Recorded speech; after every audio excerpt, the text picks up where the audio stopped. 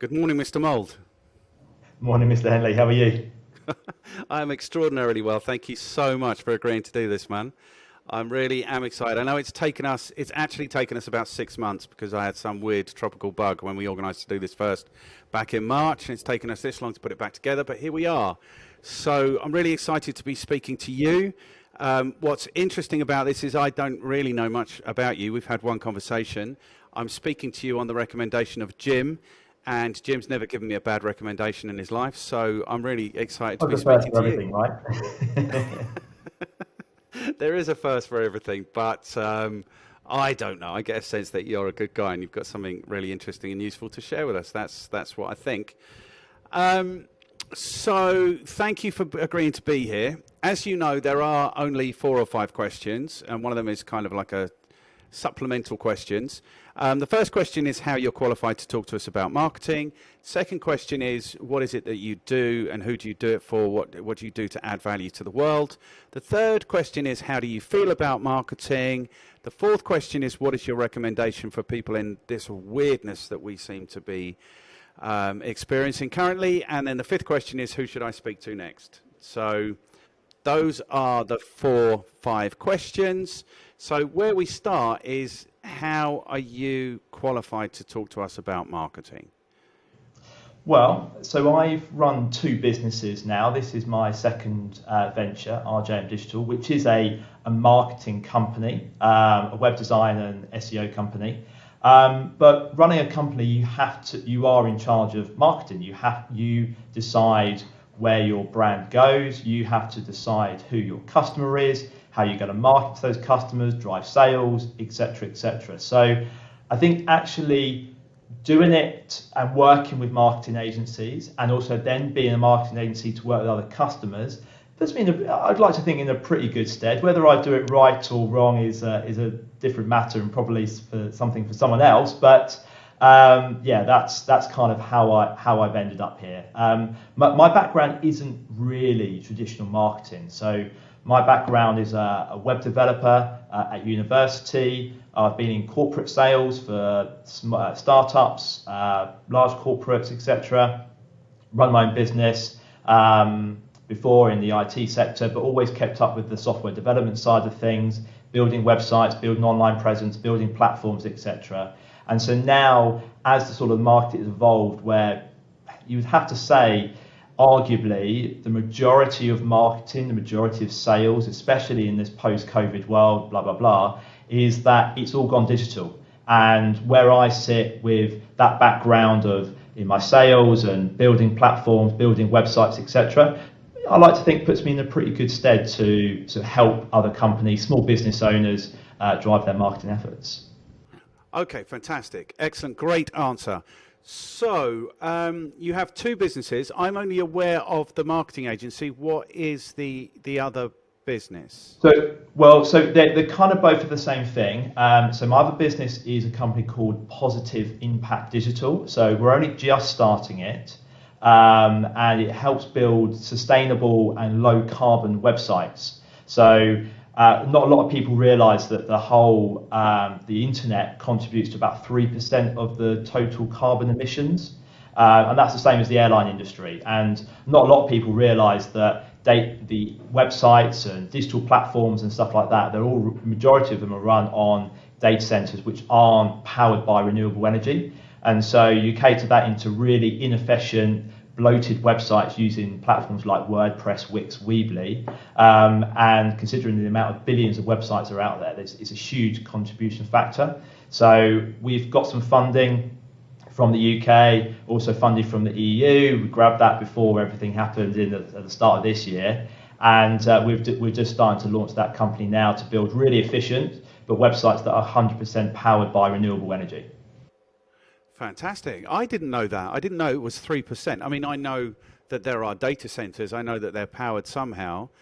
But that's interesting, isn't it? How did they manage to go under the radar like that? Well, I think it's because websites, you can't touch it or feel it, or anything like Zoom. So this, what we're recording on now, what we're doing our podcast on, that is being powered by some infrastructure somewhere in the globe that is obviously being powered.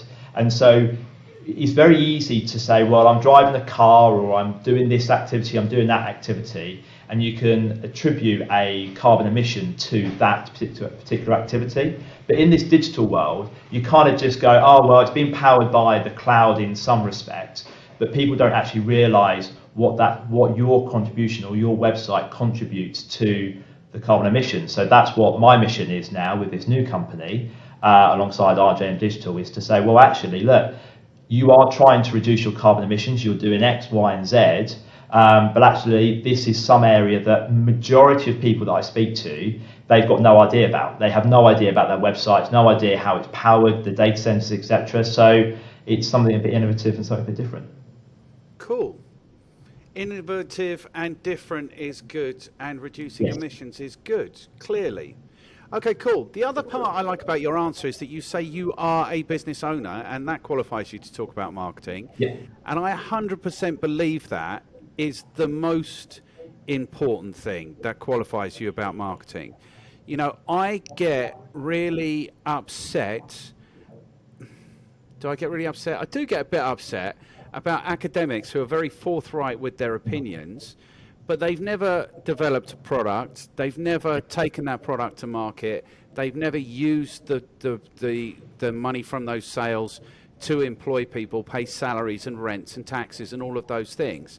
So I think for me that is the most important qualifier. If you have done that, if you have taken something to market, that for me qualifies you to talk about sales and marketing. And it's interesting that you have like a sales background, because that was my background before I was in marketing. I was in sales, and the two kind of slot together.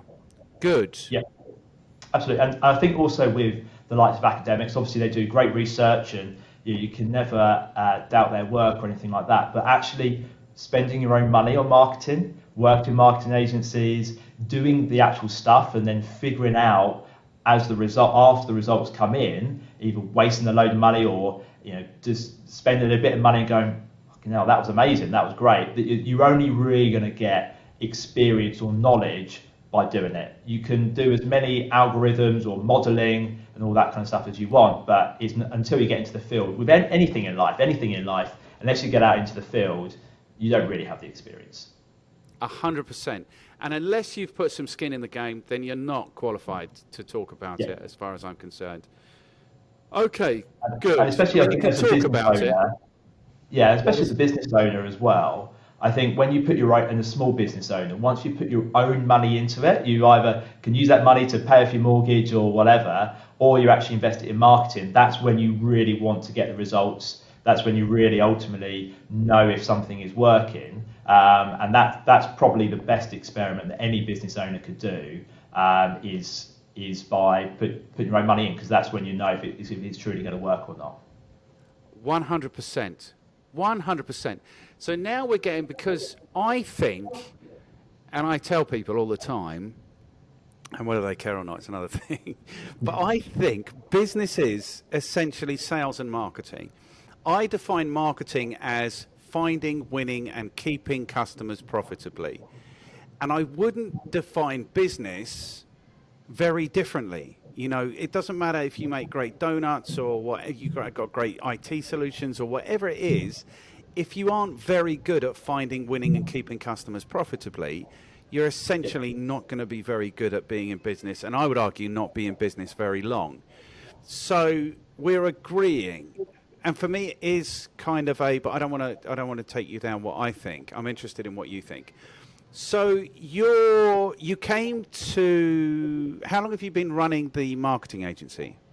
So I've been running it for just over 3 years now. So, well, if you include my freelancing, so for the past 4 or 5 years, I've been freelancing, just working with individual companies in London or across the globe or wherever it may be. But it wasn't until February of 2020 when I thought, I built a bit of capital. I'm going to move from freelancing to actually build a proper business. So I thought, right, really excited. This coronavirus, it was pass and go, whatever. This was February. Launched RJM Digital. I think I launched it on the 12th of March properly. Started going to some networking pieces. And I think 2 weeks after that, we were in lockdown. Or the UK was we were in lockdown. So it was an interesting time. But yeah, I've been doing this for about 4 years or so, partly as freelancer, partly as the business brand. Okay, cool. And before that, you were involved with, what were you busy with then? So prior to that, I was in corporate sales, working for an IT company, data center management company over in London. And then prior to that, I had my first business called RJM Technology, which I ran for about 4 or 5 years, which was selling data centers, servers, storage, all that kind of stuff to medium-sized to large corporates. Cool. I started that when I was 24. Yeah. Excellent. So you are only, okay, good. And I don't want to paper over the fact that you started your business like 20 minutes before the global pandemic. So just give everyone a sense of how that feels. Well, you know what? It sounds a bit scary. And you think, Christ, well, how unlucky are you? But actually, it didn't really impact me that much, because having run a business before for this one, and that was literally, I've had enough. You know, I was 24. I was in a sales job or whatever. And I've had enough of this. I want to start my own business, and I literally just resigned and did it. So, and there was obviously lots of brilliant, because you just did it. But obviously there was a lot of flaws and faults with that. So when I started to set up this next business, I actually had a business plan. I actually had a bit of an idea of when I may get sales and when I may bring on customers. And I actually had a bit of capital behind me to sort of kick things off. So I kind of did it in the right way. So in my forecasts and plan, I said between March and July, I probably won't get much business. So I kind of forecasted nothing. And what was the interesting bit about it was that I started doing lots of networking. Fortunately, it was all over Zoom, so you could go to way more than what you could do back in the face-to-face days. And I, rather than going, oh shit, my business is up the wall, I may have to worry about putting people on furlough, and basically business owners trying to protect their own business and their livelihoods, I was just out there prospecting. I was just going to every Zoom meeting. I was quite positive, quite energetic, because ultimately I knew I wasn't going to get any customers, knew I wasn't going to get much revenue. So I just started building relationships and just started doing some stuff for free for people, gaining the trust, doing all the usual sort of stuff you have to do, getting my name out there. And then it wasn't until sort of the second half of the year when things started to get back to normal in the UK, before sort of lockdown in December, January, and actually that's when things started motoring along. So and because a lot of people, business owners, had a lot of spare time because of furlough and what have you, and people were happy to do stuff on Zoom, I was reaching out to so many more people and getting people's attention for so much longer and so much more frequently. Had it not been coronavirus, it works out really well for me. So I really can't complain in that respect. Okay, and did you have, because, I mean, what do I think? I mean, I'm not in the game of having customers anymore, so sure. I wasn't as affected this time around. What I remember is 2007, 2008, the last time the bottom fell out of everything. And I can remember I was being petrified. Now, I'd already been in business like 2 or 3 years, and that did have a huge impact on us because, we were actively finding, winning, keeping customers. That's what we were doing at that stage. So were you confident, comfortable because you had a sense of what you were doing was going to be necessary, valuable, or just that you had a process? I didn't have a choice ultimately because you start a business and no one's employing during that time. So I was literally, back against the wall in some respects. So I think that 100% helped. It was a case of, look, I've started this, I've committed doing it. Even if I don't get any customers for the next 6 months, no one was employing, especially marketing agencies, because they've been putting people on furlough, and there's been a real shift and change in the market space for marketing agencies. I think they've come out better now, but yeah, it was a case of do it or or don't really, ultimately, you know what I mean? I don't want to be too drastic by it, but that was ultimately what happened. Yes. Okay, so I think that's interesting. I think that's really interesting. I think it's the thing is that what I realized, I mean, I have a couple of clients, and the two clients went both ways. Like one client went into overdrive, like it was coming Yeah. up for Easter, the whole staff were in for Easter, you know, they went into overdraft. And the other client, the first opportunity to start furloughing people, they did it. You know, Yeah. they literally opted out. And what I was saying to people, not very many people, because I wasn't talking to that many people, was that this is either the biggest excuse you're ever going to have, or it's the best opportunity you're ever going to have, and it's not anything in between. Because there's all sorts of, and this is what I did in 2008. I stood up in front of groups of people, and I told them, you know, recessions are when the most millionaires become millionaires. Businesses that start in recessions are typically the most resilient because they can't be lazy. So these things are always an opportunity. Okay, so it's interesting. So and I suppose now I'm thinking about it, I kind of did have a choice because I didn't have to engage. You know, I didn't have to engage. Okay, so it's interesting.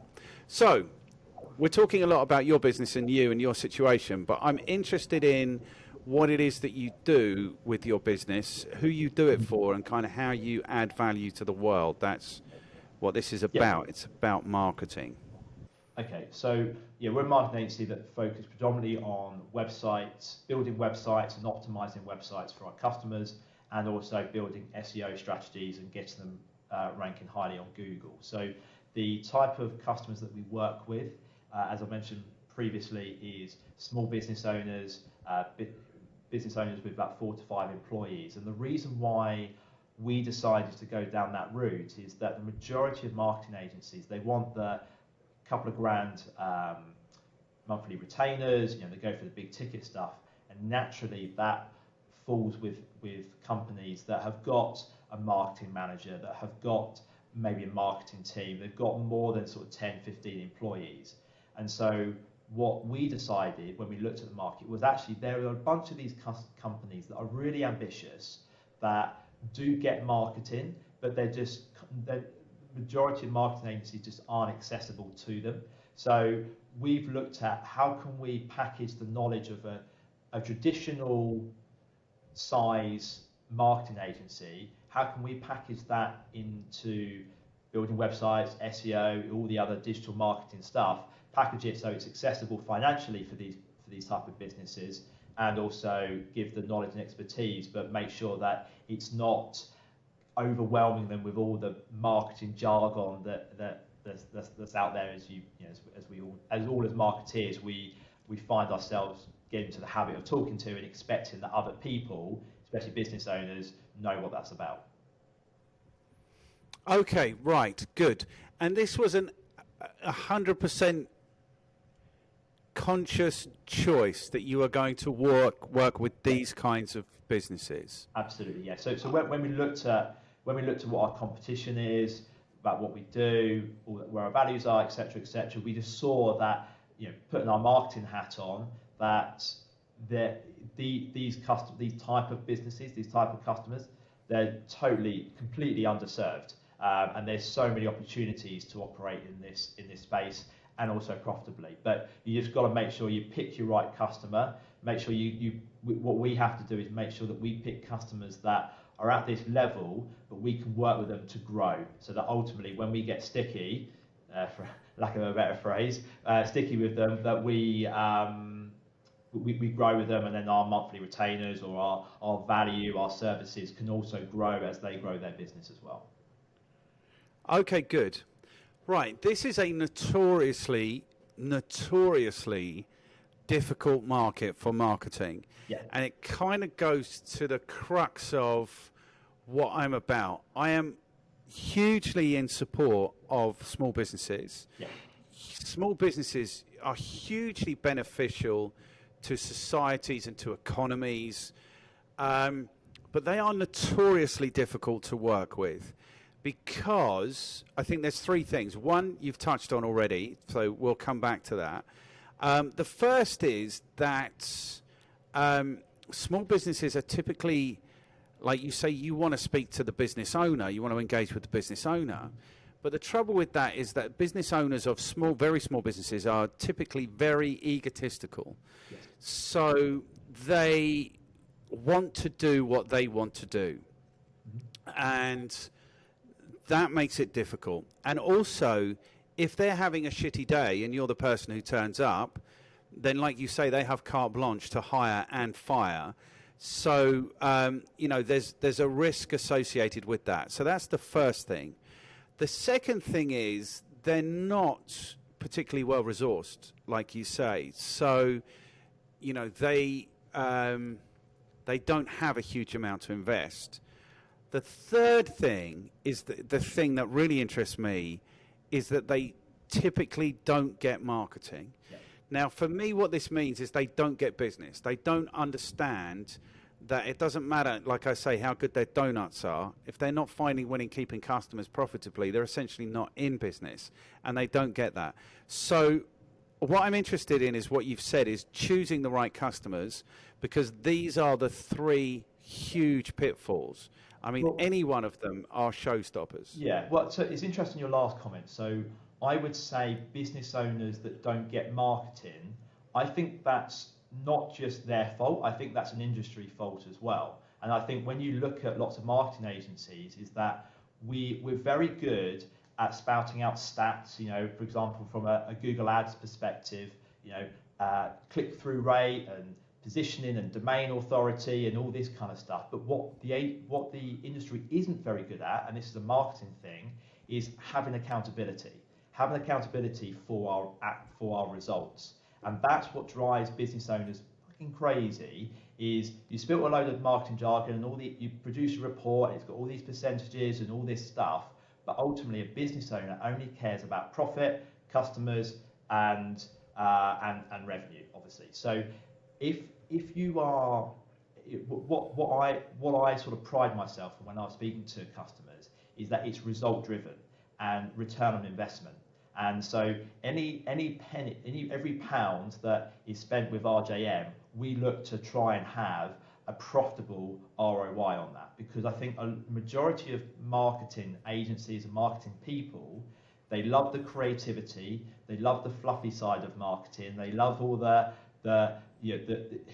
creating really good, pretty things, but ultimately what they're not very good at, and this is where my sales background comes in, is helping with the top line, getting customers in, getting them to give them money and all that kind of stuff. So that's where I think there's an industry problem, and so I think that's why business owners do get frustrated with marketeers, is because yes, we can't be their sales director, but we can definitely give them solutions that will help with their sales and drive revenue and guide them where business owners want to be.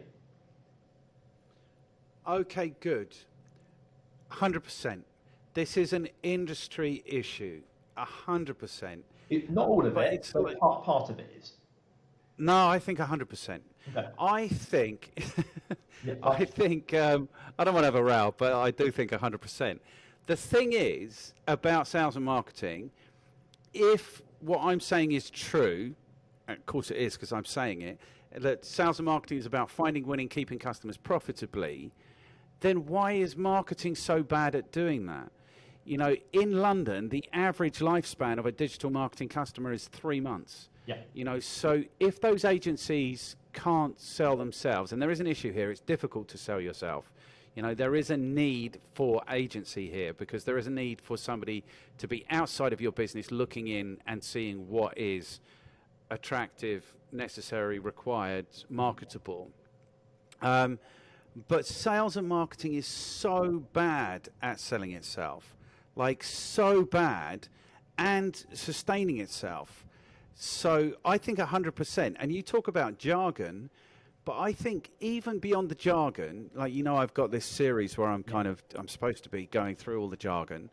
But even beyond the jargon, there's like narratives that suggest that you shouldn't really expect too much from your marketing. Like, you go back to John Wanamaker famously said in the 1850s, I know that 50% of my advertising is effective. I just don't know which 50%. Yeah. That is kind of the thinking that persists throughout marketing, is that marketing is just this fluffy thing that you'll probably do if you've got money to burn. But immediately there's a downturn, then or a recession, then you're just going to cancel that marketing spend.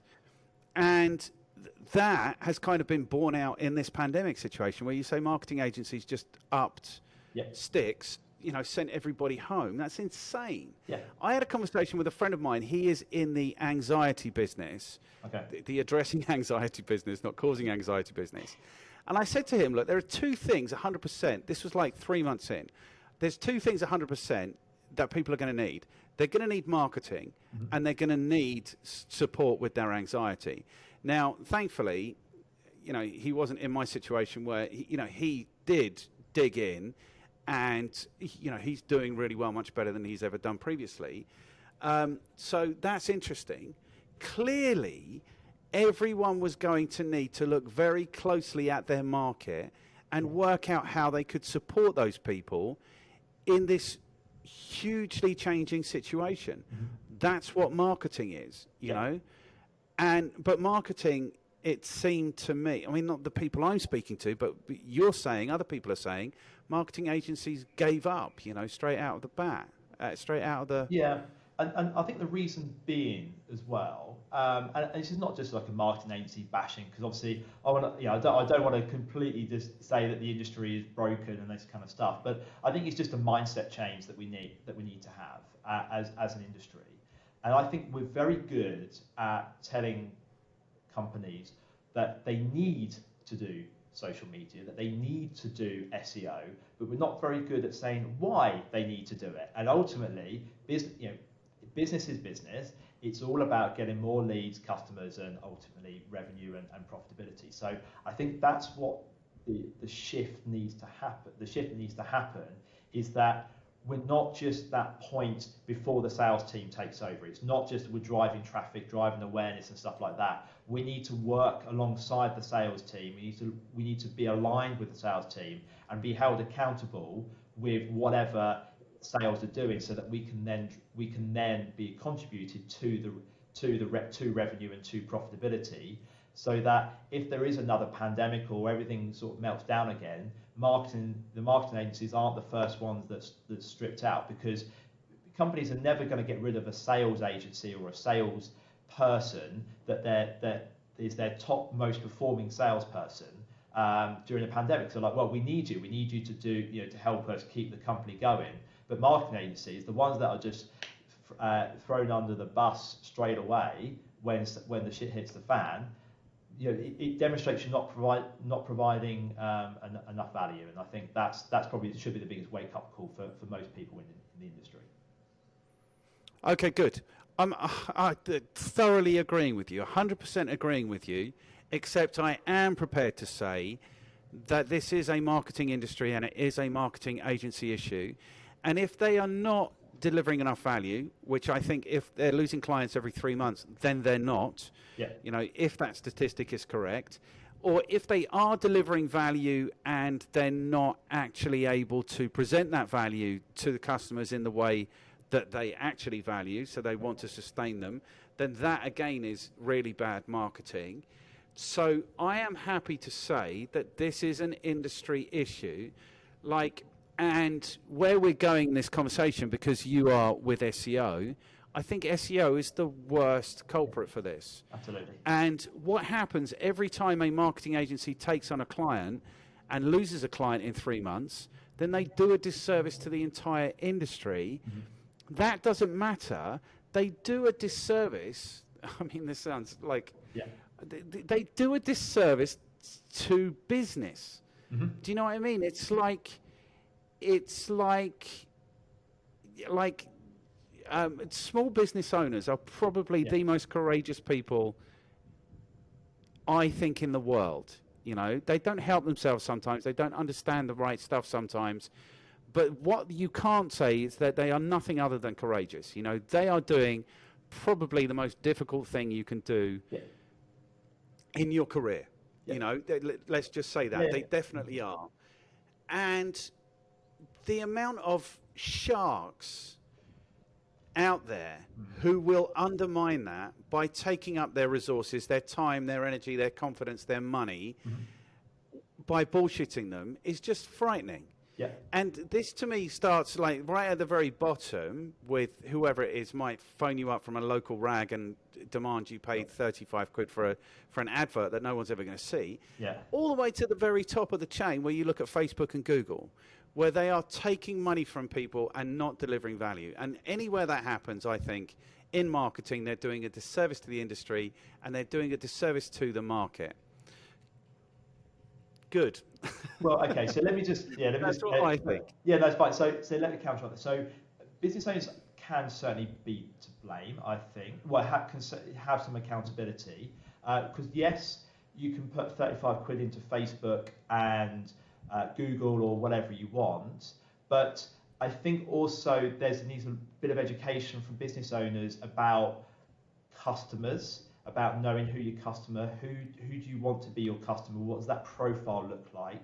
Because business owners in the space that we operate in or I operate in, they're very good technical people, and I'm sure we've heard all about this from business coaches and all that kind of stuff, but very good technical people at doing what they do, so whether they're a good accountant or electrician or marketeer or what have you, but they're not very good at all the other business stuff. So there does need to be some education there, because I think Facebook makes it very easy to spend money and say, right, you can target everyone in London, anyone that might be female between the ages of 25 and 35, and then you just go and push out your advert without actually understanding, right, who are the demographics, what are their interests, what are their profile, and all that kind of stuff. So I think that, yes, Facebook, you could be seen doing a disservice, but then a lot of people are using these tools without any real education or being informed on how to use it effectively. And it's the same with SEO and any other digital marketing strategy out there. Good. And then they blame the tool and not actually because of them how they used it. So it is a bit good. Right, this is going to be a really good conversation, I think, because I don't agree with you. Perfect. It's like if you go to a doctor and you suffer malpractice, then you can sue that doctor. Yeah. And nobody says, oh, it's the patients aren't educated enough. If you go to a dentist, if you go to an accountant, if you go to whoever you go to, if you don't get a good service, then you can sue those people. And I'm going to push back on your idea that business owners aren't accountable. They could not be more accountable. You know, if their business fails, then potentially their life fails. You know, they go bankrupt, they lose their house. The effect that might have on their relationships, their family is huge. Business owners could not be more accountable.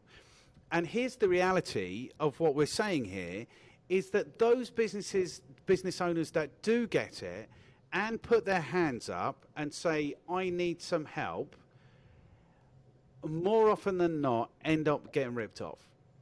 So that has to be an industry issue. And I don't know, I mean, I'm doing my bit. I'm trying to educate people. I'm not doing enough, but I'm trying to do much more. And like you, when I was a year into my business, 2 months, 3 years, it took me 6 years to realize I wanted to be the small businesses marketing champion. And it kind of took me 6 years to realize that they don't really deserve one. But that's probably not fair, because everything I'm saying now is that they do deserve one. I didn't do the thing that it sounds like you're doing, which is being very particular about the business, the customers that I took on, because I didn't do as well as you. I didn't realize that actually running a successful business takes an investment of time, energy, and money. I gave it a shit ton of time, a shit ton of energy, but I didn't have any capital behind me when I did that. So I was running from behind all the way through. That's what I think. That's right. So in terms of the accountability side, it's not necessarily that, because you're absolutely right. All business, as a business owner myself, I'm accountable to my employees, to my customers, to everyone. When I was saying about accountability, it's about accountability of knowing or upskilling knowledge, upskilling training, whatever it is, into something before they commit to a load of cash or commit to partnering up with someone. That's where I say about the accountability side is that you can't just go into anything in business, whether it's marketing or, I don't know, business development, whatever it is. I'm trying to think off the top of my head, without truly understanding all the levels of all the nuances of it. You can't be an expert in these things, but I think you've got to have a decent enough knowledge of something, and it takes a little bit of time before you commit to something, because if you don't, then you can't just blame the agency, you can't just blame the tool. You have to take accountability that I didn't prep that, I didn't use the tool effectively enough, or I didn't prep the agency enough, or I haven't truly understood who my ideal customers are. I don't know truly the profile of my customers enough to brief these tools and these agencies effectively to get the results that I want. Okay, I'm not rolling over because because the thing, like my experience was, I did this for 9 years. Like I say, it took me 6 years to realize that I need bigger clients with bigger budgets, with bigger commitments, with management, like marketing management, because then they had a list of objectives that they needed to get achieved. And as long as we helped them to achieve those, then we were delivering value. So it took me a long time to realize this. But what I saw in the 9 years that I was running my business is that so few business owners actually understand that marketing and sales is what being in business is. Yeah. And those few that do understand that and realize that they need some help with that get ripped off, like I said before. So I go to an accountant because I can't possibly, like, by the time I know everything an accountant knows, I might as well be an accountancy. By the time I know everything that a marketing agency should know, I might as well be a marketing agency. Do you see? Sure. So, I mean, I do think there's issues with these small business owners. I do think they run their businesses very egotistically, very subjectively. Yeah. That's what I think. And it needs to be about what they fancy and what they don't fancy, which isn't the way you should. That's not what marketing's about. Marketing is about serving a market. Yeah. So I do think that they have issues. They could know more, but where are they going to go? You know, who is it who's like, you could do a degree in marketing, and I've had people turn up and do my half-day marketing strategy course and tell me they learnt more in that half day than they did in the 4 years that they did a marketing MBA. You know, so the academic stuff isn't useful.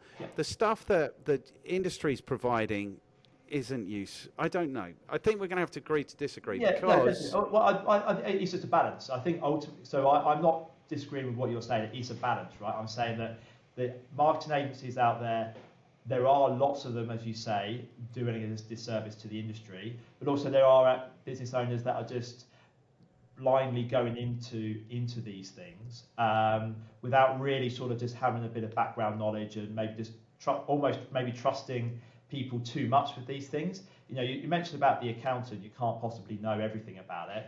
Well, if you ask Jimmy Carr, you know, his accountant said, do you want to pay less tax? And look what happened to him. So he's definitely, he's a pinnacle as to why you should understand about something you're going into, that you need to understand, you need to have a good knowledge, a good balanced knowledge about every part of business, sales, marketing, accountancy, whatever, because there are stories like, as mentioned about Jimmy Carr, that you can bet last bottom dollar type thing, that he knows a lot more about accountancy than when he first got started. So that's how I would counter that. But I just sort of focus, pick up on the point as well about especially in the SEO world, that there are so many sharks out there, and SEO is in particular. Like I'm sure we all get messages, emails from people saying that I can get you to the top of Google, I can do this and I can do that. And actually, this is one of the reasons why I got into SEO, because for all of these 10 terrible agencies that get a terrible reputation, that really do the industry a disservice, if you can look different and if you can actually demonstrate some value, and getting my first couple of customers was really tough, then you're almost like this knight in shining armor, and it becomes really easy to keep your customers, to get referrals from customers. Because I think ultimately in my world, SEO, ironically, the best marketing tool that I have is referrals and word of mouth, because I've built that trust. It's very results driven, and actually all of those 10 terrible agencies that are out there, if the one out of 10 that is actually that's completely different and actually does demonstrate value, it's a great thing for your business. If you've ever dealt with estate agents, it's easy to paint a broad brush and say they're all useless, they're all this, that, the other. But that one estate agent that appears different, that you can actually trust, you're probably going to sell your house through them or via them or whatever it is multiple times, and you're probably going to buy other house with them. So it can be a benefit operating in an industry that has got a terrible reputation if you do it. Obviously, if you are different and actually do it right. Bless you. You are hugely optimistic. Hugely optimistic. I absolutely love it. That's cool. And I mean, I'm just like getting flashbacks now from times when I've pitched, and one guy said to me, we were pitching for an SEO thing, and the guy said to me, "You know what, Martin, you will slide further on bullshit than you will glass." And he was essentially saying, like, everyone else who's pitched for this has lied to me. So, and that's very exciting, very intriguing, very enticing. Lie to me is what he was essentially saying. So in that case, it was probably his fault that he didn't engage us, and he probably got some shysters. Okay, good. Right, so you said what we're good at is telling people that they need to do these things, but not why they need to do these things. Yeah. So interestingly, why in 2021 does a business even need a website? Well, okay, so they ultimately don't. Not every business needs a website. Okay, that is the ultimate truth of it. However, what you can do. I'm glad we're dealing exclusively in the ultimate truth now. That's exactly. Well, that is ultimately that is the truth, right? You don't need this from a marketing perspective. You don't need social media. You don't need SEO. You don't really need anything. You could. It's only what your customers do. Okay, if you are someone like, I would say, okay, I'm just trying to think of customers that really don't need a website.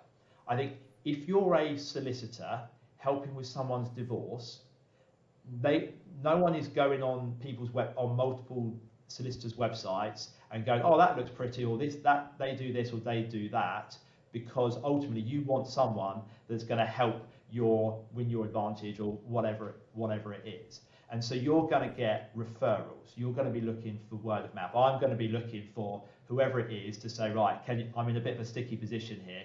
Can you help me out? I'm not going to be searching on Google for divorce lawyers or what have you, because it's going to be very difficult to build that level of trust. However, the people that do need websites, I would say, are consumer-led businesses, are potentially tradespeople as well, people that can provide really valuable information that can help build trust with their customers. So, not blogging is a bit of an old school thing, but providing online resources, whether in forms of ebooks or long format information, checklist videos, whatever it may be. If you're in the industry that can provide that level of knowledge and resources, then they're the people that need websites. Good. Okay, that's interesting. That's really interesting. Okay, so what do I say? I think the reason, because you can do all of this stuff in lots of different ways now, even if you're selling consumer stuff, you can sell on Etsy or Shopify or whatever it might be, or you can sell through Amazon, you can do all sorts of things. So the reason I think people need websites is because it gives them the opportunity to do the search engine marketing thing, which is PPC and SEO, which we're coming to. And so I think if you are interested in growing your business and you're interested in doing marketing as effectively as possible, then you'd have to understand how PPC or SEO might deliver, what the cost of customer acquisition might be through those platforms if you were interested to do that. Yeah, but only if your customers are actually engaging with those platforms. So, if you're for example, someone like, I don't know, let's have a look at handbags, for example. Louis Vuitton comes off the the top of my head. Now, if you're flogging a couple of grand handbag, it's probably unlikely that you're going to be driving your sales through the website. Now, I could be completely wrong about this, but I imagine that most people, if they're trying to buy a couple of £1,000 bespoke handbag or whatever it may be, you're going to have the website to sort of just showcase your latest things. But I would say probably the majority of people are going to go into store, a bit like with Apple, right? People still love to go into store. They love to test the iPad, love to touch it and feel it and all that kind of stuff. And so that making sure that you got to look at what your brand, your shopping experience is like, and your brand experience is like. And so if you find the majority of your customers are preferring that because of your product, that's what it needs. They're still going to store and they want to be loved by your salespeople and have a great customer experience, then focus on that. But if it's the opposite, if you're like a Coach, for example, other brands are available, blah, blah, blah, but is that you probably are going to be selling online. So actually you need to make sure that you do have the right marketing strategies to sell a £100 handbag, for example. And so your website is super important, and maybe your shop experience is less important, if that makes sense. That makes sense. And it's interesting when people think of handbags that people very often think of Louis Vuitton. It's like they did some really effective marketing or something, isn't it? Yeah. Okay, right, good. Okay, that's interesting. So are you saying then, I'm hearing what you're saying, I'm valuing what you're saying. It's interesting because it's not what a lot of SEO people or marketing agencies would even say. Every SEO company will say you need a web presence, you need search engine optimization, you need websites. So that's good what you're saying, really good and true. But are you saying then that divorce lawyers shouldn't be marketing themselves? Well, okay, not marketing themselves, because you can market yourself in different ways, i.e. referral marketing is key. Word of mouth marketing is really important.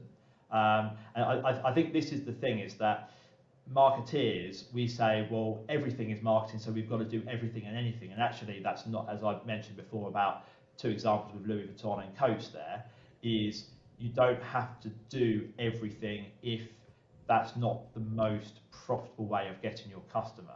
So when it comes from an SEO perspective, where I've had most success in this small business world are tradespeople, for example, or people that have photographers, for example, because with something like trades, people will type in electrician London or builder London or what have you, and a website is a really good way of demonstrating your portfolio, demonstrating your customers, demonstrating your credibility with online reviews, linking to your Checkatrade account and all of that kind of stuff. So if you can appear at the top of Google for that type of service where it's not completely exclusive, that it's not built 100% on trust, you can build a little bit of trust automatically, digitally, by appearing at the top of Google. So,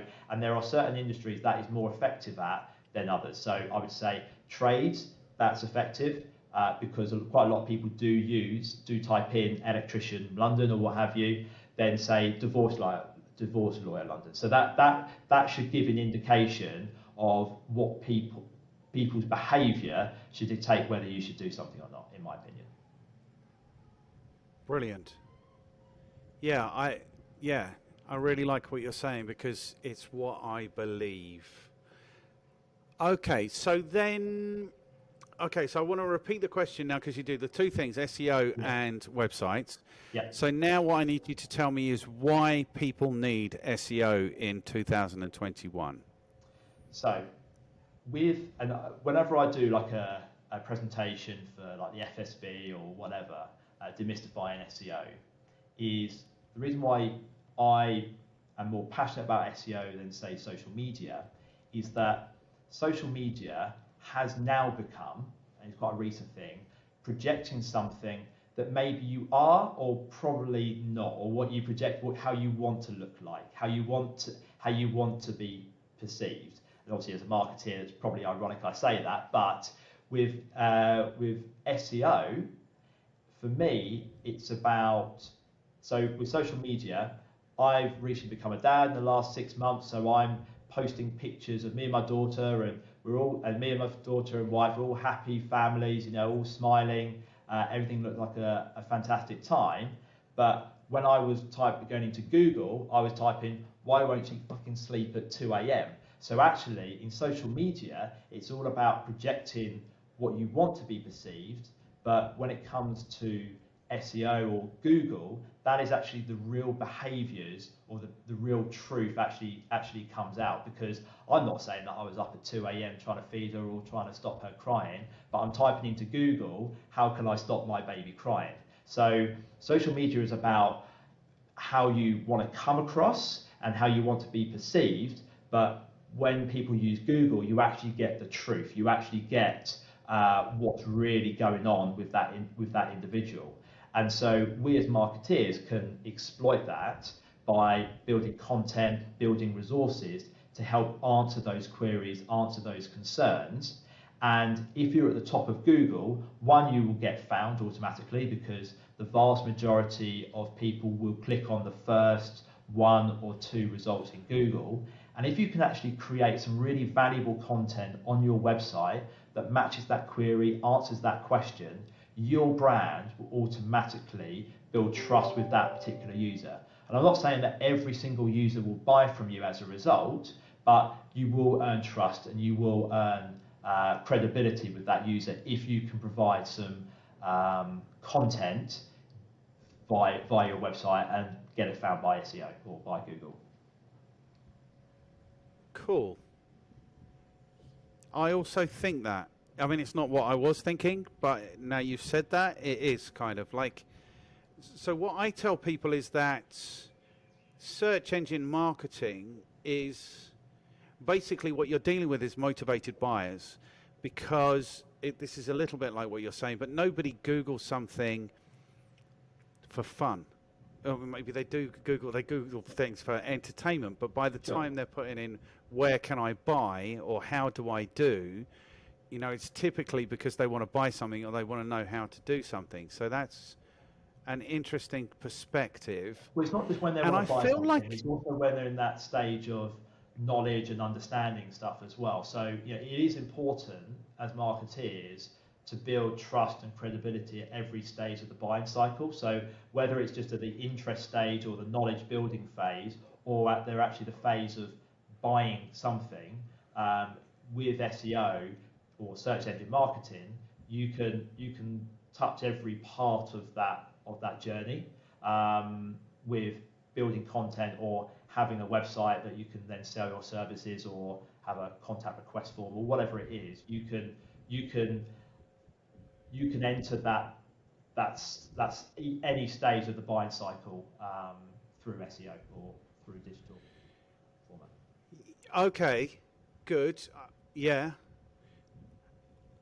You hesitate there, Martin. Is that because you don't agree, or do you have a different view on that? Don't worry, I'm going to tell you as soon as I don't agree. It's because I'm just working out if I agree or I don't agree. Okay. What do I think? I think 100%. By the time somebody is putting into Google, where do I buy XYZ? Yeah. They're ready to buy something. Yeah. And maybe if what you're saying, so this would be the justification for search engine marketing, which is PPC and SEO. Yeah. So 100% PPC. If you're doing PPC, well, you're in the business of buying customers, which is what you should be doing if you're investing in your sales and marketing. So that is that.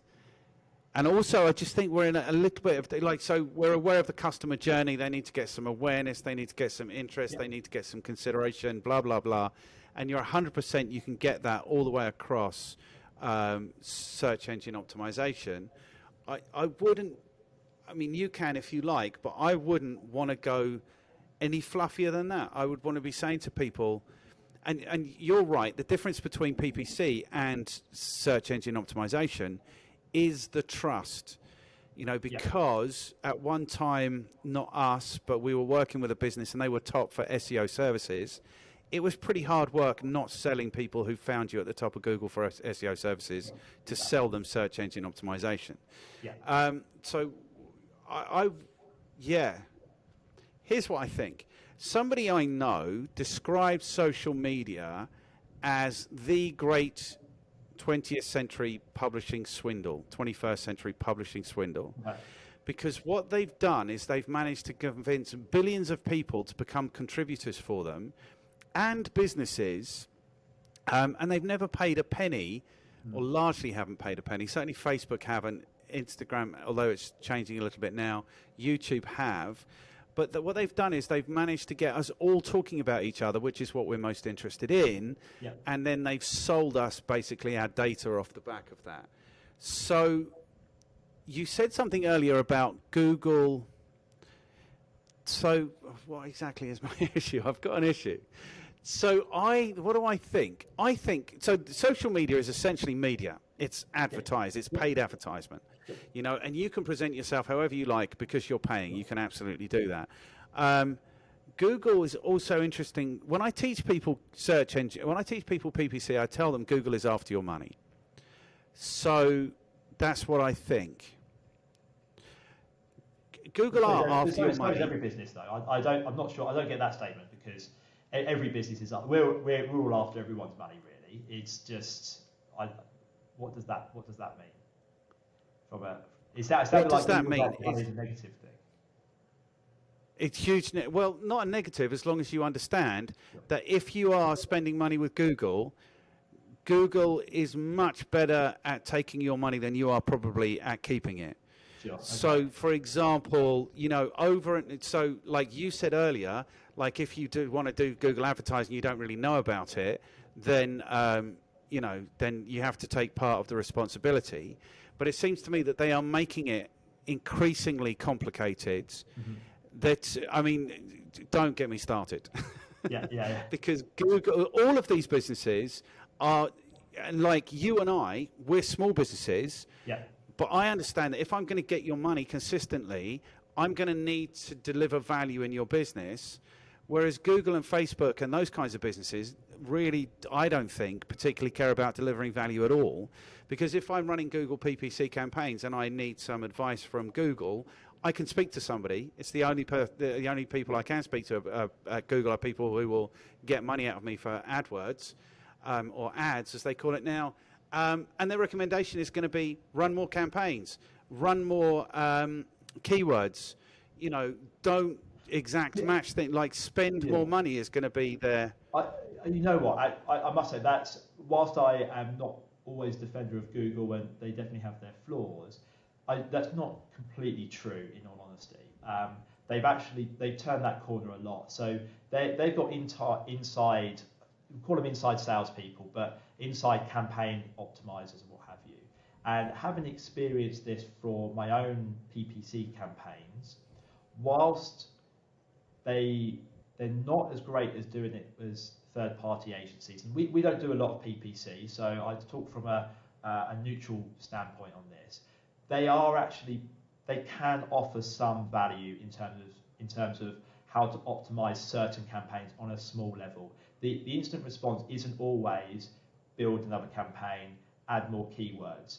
They can be pretty good. They can offer some pretty good advice as to how to reduce the amount of cost per click, for example. They still ultimately want you to buy more, but it's not just buy more and you'll get more success. It's actually, they do provide some value of how to optimize a little bit of your campaign. You'll see some results, so then you gain more confidence and trust in Google AdWords, and then so therefore you're more inclined obviously to spend more. But they are getting a lot better, just to defend them slightly. Okay, well, you can defend them. That's not my experience. I gave up on phoning Google a long time ago. So I haven't spoken to Google in as long as I'd like to remember. Fair enough. Okay, it's slightly different now. It's different now. Yeah, good. And part of the reason I'm having these conversations is to get a sense of what's going on in the world. I haven't proactively marketed my business for since 2014, so it's been 7 years. And I was thinking today, I took the trouble to work out how all of these things worked, because I was in the business of doing this for my customers and for myself, and I haven't been for the last 7 years, or only in a very limited way. What did I want to say about that? Okay, then. Here's the nail in the coffin for me and Google. Okay. They used to tell you where you ranked on PPC. Mm-hmm. And then they stopped. And this was about 2 years ago. Right. Now, forgive me for being a cynical old conspiracy theorist, but what I always thought is that I am bidding to rank in their AdWords, in their AdWords listing. And let's be honest, that's what you're doing. Yeah. And so every month I would do the report for my customer, and it would say, and this is your average ranking. Yeah. And what I would do is I'd look at each of the campaigns or each of the keywords, and I would say, okay, that was in 1.2, I want it in 1, and so I'm going to add, 2 pence or 8 pence or whatever it might have been. And this one is consistently in first place. Maybe I can take 5 pence from there. And basically, that was the one criteria that enabled you, empowered you to manage your ad campaigns. Mm-hmm. And then this is the last time I phoned Google. It's gone. Right. And so if they're not only interested in taking your money, how do I manage that now? So I've stopped running PPC campaigns for my customers because what am I buying if I'm not buying the opportunity to be at the top of Google for exactly the thing that I want to be at the top of Google for? Then exactly what am I paying? So why would they do that if they weren't just interested in making it more difficult for you to run your campaigns effectively? So I don't do PPC, and this will be on the final question, who else should I speak to? Because that's I feel that'd be a great person to speak to. However, what I will say is that Google, the reason why we as users, and this is taking my marketing agency hat off, we as users trust Google to give us the most relevant information or most relevant websites or results to our query. And so what Google is constantly doing is honouring that commitment to its users, that whatever results we put on our search results page, it's the most relevant information according to your query. And that's why they constantly do algorithm updates and all that kind of stuff. And so providing really relevant information to a customer query, especially if it's more the holistic stuff like why do this or how does it do that, is actually really difficult. It's actually really difficult providing valuable information that is different, that the customer is going to actually engage with. And we as marketeers, well, I wouldn't say we as marketeers, but because it's difficult, it takes a lot of time, it takes a lot of resources to do. And so therefore what majority of people is go, well, I don't want to try and do all that hard work. I just want to do a couple of fixes on my website, or I want to pay an extra 5 pence more on my Google ad campaign to get to the top. And I don't want to do the work that's actually necessary for the user to stay on the web page and actually get some value out of it. So I think we're always looking to try and find the easy way to get around that. But Google is making it much more harder to get into the top spaces for PPC and also from the organic searches as well. And so therefore the people that are putting the time in are actually different, they're actually providing a lot of valuable information. They're ultimately they're getting to the top quicker and they're staying there for longer. So I think that's something that people need to reflect on now. Because I think there's a lot of people in the SEO world where it was build a web page, stuff it with a load of keywords in the copy, and also in the meta tag keywords, stuff it with a load of keywords that matched what Google would type into Google, and that was it. It was really easy. It was like, yeah, I can earn a few £100 a month for doing this. But now it's a lot more resource intensive. It's a lot more challenging in order to get to the top of Google. But if you're willing to put the work in, you will get the results. Okay, good. I've got a bit of a bee in my bonnet about them taking this thing off, and I'm taking it out on you because you might be the third person that's been prepared to talk to me about anything like this since then. Brilliant. So let me stop doing that. Okay, but I'm not going to stop challenging you if that's cool. Is that cool? Love it. Brilliant, love it. Cool. So You're saying they are making it, so this is an SEO thing. Yeah. You're saying they're making it harder to get to the top of the page, and they absolutely, now, because I am a cynical old conspiracy theorist, are you cool with that? Is that all right? Yeah, that's fine. Shall I switch off now? Because I can't be associated with that, right? I'll be cancelled in a week. So the thing is, what is the thing about that is that they are physically making it more difficult to get to the top of the page. So the top 4 results now are going to be paid results. Then you might get some like local results. Then you might get some video results. And then I'll tell you what they'll do, which really knocks me, is they'll put in a little snippet result that gives the searcher the answer to the question. So the reason your daughter isn't sleeping at 2 o'clock in the morning is because you're a terrible parent. You can just close Google now and go back to bed.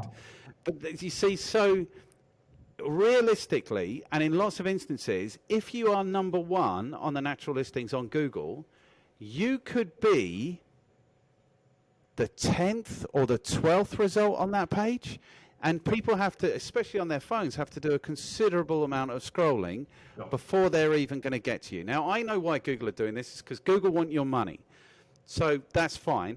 We don't have to argue about that. But it's not. It's because whatever you've got on your website, Google has figured out that their people are less engaged. Okay, so the adverts will always appear top because ultimately Google is a phenomenal resource that we as users use for free, and so they have to make money. Yes, selling data, that's a separate conversation and all that kind of stuff, but the adverts is always going to appear top because ultimately that's how they pay for this amazing resource that we all use, everyone in the globe uses.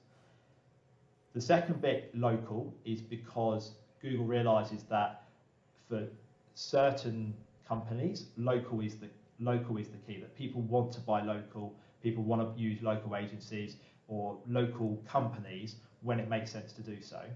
Then the third bit with the videos, people are naturally more engaged in videos. You know, this interview we're doing, I'm sure there's going to be more people watching this on YouTube or on video format than if this was in a printed transcript on a blog. So that's why Google's realised that, and they've gone, actually, well, we want to give information in a format that's more engaging for people, so that's why we're prioritising on certain keyword searches, video over written format. Okay, but you haven't answered the really challenging one, which is the snippet. They're taking your work and they're putting it on their service so that people don't have to leave their service to get the answer that they're looking for. That's naughty, come on. Just say once Google are a little bit naughty. No, not at all. Because they're given an answer to a question. Yeah, if it's quite a deep and meaningful question, that Google's only can only display a couple of lines. So there's still vast majority of people will click on that article and read more about it. If it's, say, what year did England win the World Cup, blah, blah, blah, yes, and they will just display 1966 and they'll take someone else's website and use that. Yes, you've got a point there, but then don't spend loads of time ranking on Google for questions to answer information about a question that is just literally 1 or 2 sentences. Invest time in answering questions that people will invest time in, will engage with for more than a couple of minutes. Okay, cool. That'd be my answer. All right. Okay, and that makes perfect sense. I still think they want your money. Okay.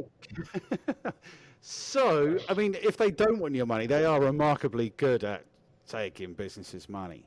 And this is the other point that I wanted to make, is not so much about Google, but maybe about Google. Like, historically,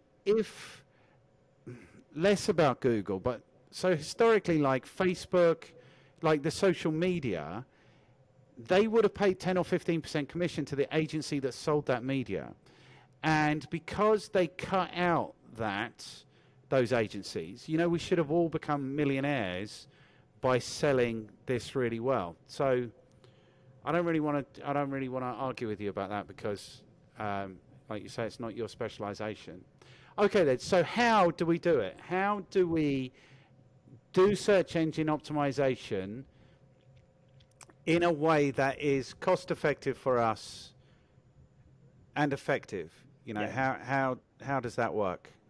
Okay, so the way that I try and describe search engine optimization is that there are three pillars to it.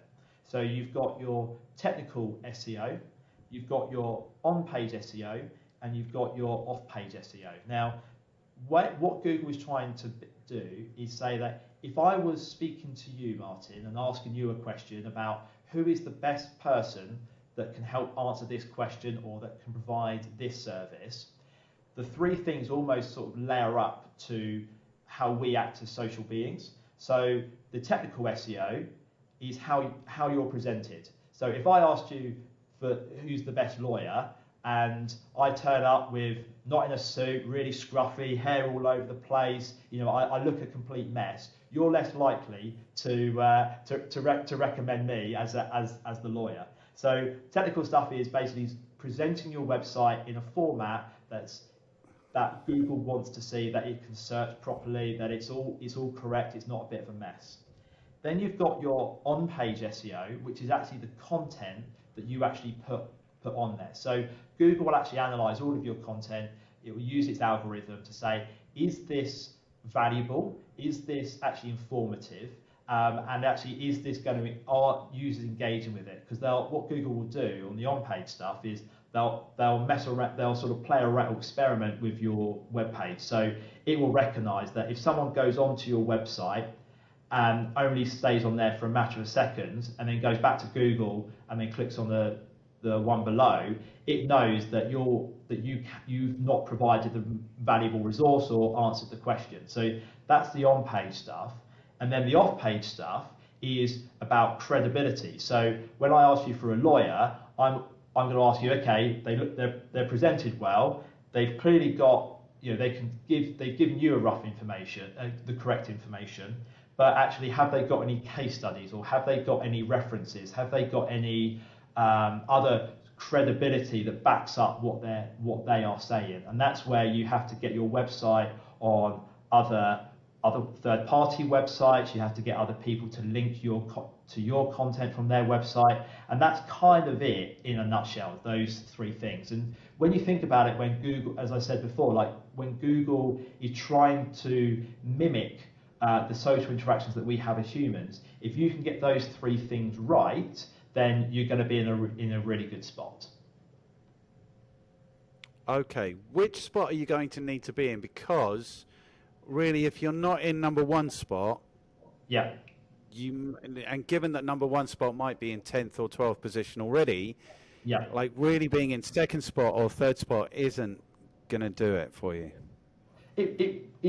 Well, that all depends. Okay, so that's why when we as SEOs, when we work with a customer, is that we look at keyword volumes. So we say, right, how often are people typing in XYZ London, or the answer to the question, whatever you put in Google. Now, if there are, say, 10,000 searches, you know that probably 50, maybe 40 to 50% of people are going to click on number one, and then that drops down to like 10% for number two, 5% for number three, and then it's single digits after that. But even if you're number 3 or 4 and you're getting 5% of 10,000 searches a month, that's still going to be a decent enough traffic. And then if you do actually provide valuable information on there that people engage with and explore the rest of your website, send you a contact request form, that's still going to be okay, especially if the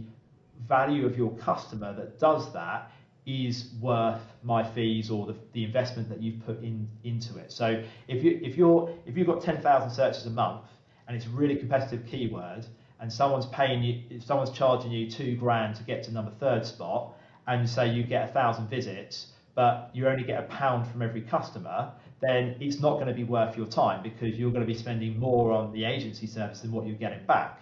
But if it's, say, you're getting 1,000 people on your website and you get 100 people spending £500 a month, then my agency fees become almost irrelevant, because you're going to get that return of investment. And if you're in number one spot, fantastic. But ultimately, even if you're number 2 and 3, as long as you get that ROI and what we mentioned at the start of this interview, that's ultimately what it comes down to, then that's going to be a solid business investment for you. Good. So, and this to me is how I rationalise all of this: is you've got to make it objective. It's got to be about numbers. So for me, it's always about cost of customer acquisition, and then customer lifetime value and profitability. You know, can we actually generate a return on investment from each of these things? Yeah. Okay, I've got a bit of an issue. You won't be surprised to hear I've got lots of issues, but I've got a bit of an issue with. Like when I started my business in 2005, it was just me, and I also came from sales, so I was just running around talking to small business owners about what I would do if I was a salesperson in their business, and I was always the sort of salesperson who had to do like self-gen and stuff like that, so it was always like marketing and sales. And then very quickly, people wanted telemarketing, so like an idiot, I provided telemarketing for a couple of years, and that's all I did. Yeah. Maybe a couple of years is long. I mean, then digital started happening, so it made sense to do it with email, and then some PPC, and then social kicked off, and then, you know, so that's how I ended up with digital. So I have got a little bit of an issue with people who, so if you came to me in 2006, late 2006, and you said, I need some help with my marketing, what can you do? Mm-hmm. The answer would always have been telemarketing, because that's what we offered. Sure. So I do have a little bit of an issue with people who say that, and especially on YouTube, people who say, oh, Facebook is the one thing that's going to change your business, or something else. So I've got an issue with people who offer just one of these things. For me, it has to be integrated. You have to test all of it. You have to know what each thing can do for your business. What do you think about that? Yeah, it's difficult to say that. We've specialised, and we've been very successful by specialising. Maybe if we expanded our marketing services and I brought the right people in to, as you say, to integrate all of that, that may help. But I think it sticks to one and a half dozen the other. There are some very broad brush marketing agencies, but there are also some phenomenal specialist agencies as well. So I think ultimately it comes down to the knowledge of the business owner. If you've got someone who is in their mid-20s that is all over Instagram for their personal life, and they're doing reels and they're doing TikToks or they're doing whatever, they probably don't need advice on social media, because they're probably going to be comfortable with that. So they're going to say, actually, you know what, I'm pretty comfortable with my social media, so I need someone to focus on SEO, because I believe that's another good source of getting customers. But if you're getting someone who's very technical, that loves what they do, but they've sort of bit blinkered on the business side of things, and they don't really care about marketing, but they know it's important, that's probably when a fully integrated broad brush marketing agency might be really good for them. So I think it's horses for courses. Good, that's a good answer. Interestingly, I think if there are 3 digital marketing things that you can sustain a business on, it would be SEO, PPC, and YouTube advertising. I think those 3 things can and do stand alone. So the only issue then with SEO is it takes an amount of time for it to take effect and for them to actually see the benefits. So how do you keep them engaged until such time as the cash register's going insane with their amazing SEO? Yeah, so it does take time. So that's where, so you have got tools out there, and it's just own personal experience and knowledge about the more competitive the keyword is, i.e. the more people optimizing their website to target that keyword, the longer it's going to take to get there. So normally we will look at less competitive keywords just to get some quick wins under the belt, and demonstrate our credibility, demonstrate that we can actually do what we say we're going to do. Start off with those, and then work our way up to the more competitive keywords. Now, if someone only wants marketing agency London and they're a brand new company, brand new website, we will walk away from that opportunity. We're not just going to take a load of money, because we know that's going to be such a challenging keyword to do. And likewise, if you went handbag, luxury handbags, and you wanted a global search, and you're a brand new handbag agency based in Sussex or whatever, it's going to be too challenging. So actually, from those perspectives, that's when we would walk away. So start off small, experiment, do some low cost testing with some long tail keywords, that's got a decent amount of volume in there, and then slowly build it up from there. Okay, good, cool. What amazes me about SEO, because we are talking about the deepest, darkest, black magic secret of all of marketing, is how easy it is actually when you just get down and do the work, and how actually, like you say, if it's stupidly competitive. God, we used to have people in 2007, 2008 phone us up and they wanted to be number one for mobile phone. Yeah. So hopefully it's a little bit less stupid than that now. But actually, if you're not in too competitive a market and you can get a sustained investment, it amazes me how often this is actually really achievable and really effective.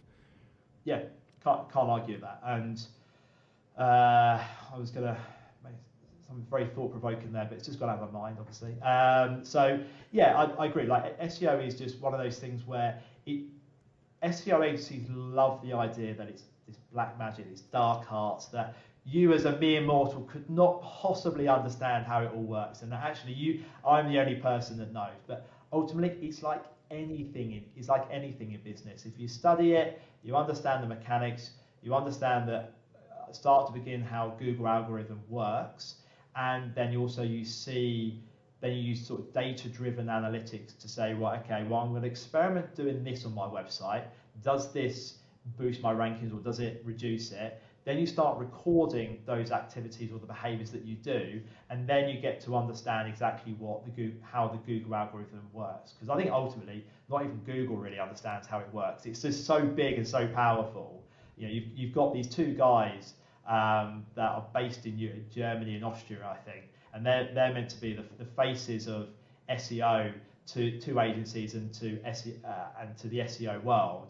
But they just give such vague, sort of almost pointless answers to things. You almost just have to discredit them, really, because I think either they're just being really, really vague on purpose so that SEOs don't manipulate it, or what I'm starting to think is that actually Google doesn't truly understand every element of their algorithm because it's just so large and complex. And so you just got to do mini experiments and see what the data shows you ultimately.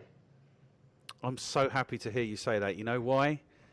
Because it feels like you're coming to the dark side. Exactly, almost. The thing is, I mean, I don't want to start another argument because I know we're right at the end of the time that we agreed to spend talking to each other. I don't believe in these algorithms, and I don't believe in artificial intelligence. Boom. Oh, that's a big. Leave that right at the end, there, Martin. Crikey, can we come back next week and have a discussion about that? But no, you don't have to come back next week, but absolutely, you're welcome to come back. If you could come back in maybe a month or two, because I really want to have this conversation with people because. Yeah. I really want to have this conversation because, I mean, it just seems to me to be an insane situation. Like you say Google doesn't understand. Well, can we have that conversation at some point in the future? Because I would absolutely love to have it. Yeah, I'd love to. I'd love to explore it I'd love to explore that as well. I think ultimately Google does understand us, and I think we've all seen. Say all, but you may have seen documentaries on Netflix about how algorithms work on Facebook and Google, and that actually all of these algorithms have got so much data that they know what we're going to do before them, and that may be conspiracy theories, but ultimately we can see it happen. I certainly know that a lot of the social media platforms, in particular Facebook, is really, really good at that because they've got so much data on our behaviour on when we do something at a certain time that's going to lead us to X, Y, Z. So there's a company that does Facebook ads, and they've sold to care homes. They sell their ads to care homes, and what they do is that they target people that are looking for that are downloading power of attorney documents, because that indicates, based on the Facebook algorithm, that the majority of people that are trying to download power of attorney means that they've got a loved one that is in bad health or potentially bad health state coming to something, and then so they know within 6 to 12 months that they're going to start looking at care homes. So they start feeding that funnel of adverts for care homes in the local area or what have you based on this data. And that is a conversation worth having, whether it's an ethical question or whatever it is, but that's the sort of stuff that's coming out, allegedly. I'll put that in just in case they're not, or they deny or not. Okay. Let's have that conversation, because I mean, it just shows the difference between you and I, because immediately you started saying that, I'm like, yeah, by the time you're looking to get power of attorney over your loved one, you're ready to ship them out to a nursing home as well. Do you know what I mean? So that's the difference in our outlooks. Man, I've enjoyed this so much. You know what? It's cool. And I know I've been challenging, but that's, what can I do? I'm an arsehole. What can I do? You know, but it makes for an interesting conversation, I think. And what's the thing about it? It's like, it's been so long since I've heard like a different perspective. Do you know what I mean? And like, I was doing what you're doing now when I started my business way back in 2006, 2005, finding ways to explain this to people that made it accessible. But obviously things have changed dramatically since then. So I've also thoroughly enjoyed this. Now, the other questions were, how do you feel about marketing? I think you've made it quite clear how you feel about marketing. You're a huge proponent of marketing, as am I. Yes. But, you know, I think our perspectives are different, because I've spent, 15 years in the trenches. And so I understand we're at war with these corporations, whereas you're working with them. That's perfectly admirable. The other question is, what is your recommendation for people in the current predicament? And you kind of started by answering that at the beginning. Maybe start a business, network a lot, maybe. I think ultimately it's low-cost testing. Try everything. Do some low-cost testing. So that may be a couple of £1,000 for your larger companies. That may be 10, 15, 20 quid for smaller companies. But try everything and let the results tell you whether it's worked or not. Cool. Excellent. So test. That is, when I teach students digital marketing, what I tell them actually is I can't teach them digital marketing. It's like when you teach people to surf, the best you can do is teach them how to be safe in the water, and then give them the enthusiasm, the confidence to go out and get wet a lot. That's kind of what I tell people. And the answer to every question in digital marketing is test. 100%, I agree with you. Okay, cool. So then the only other question is, let me find a pen and a piece of paper, is who else should I be speaking to? Who else might enjoy having one of these ridiculously challenging conversations?